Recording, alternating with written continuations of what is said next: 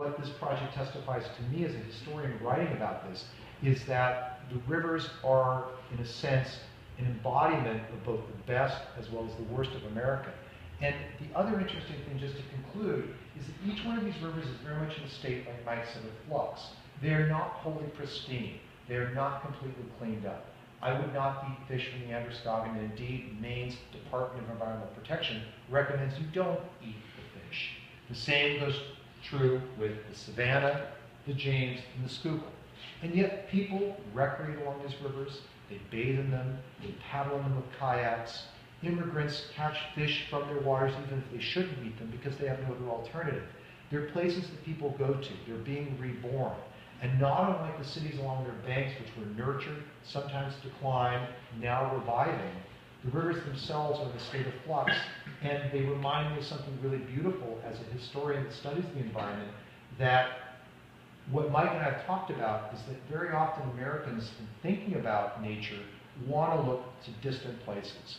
They want to look to high mountains, distant deserts, spectacular landscapes that adorn calendars and art books.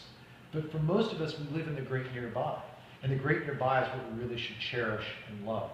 And Mike's photographs, I think, in a way, make us think about our obligations to and our debt to the great nearby, and that there's beauty in places that we often take for granted and overlook because we're zipping along over a highway overpass, or we happen to just consider them to be places too degraded and too polluted to consider worth loving.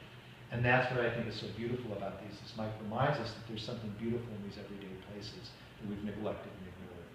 Well, I'm glad that you kind of ended with that, because all these things that Matt's talked about that relate to these different rivers are things that we've kind of discovered in some ways after the fact of choosing to photograph them or to work with them. These are things that have kind of bubbled up as a result of our looking at them a little bit more closely.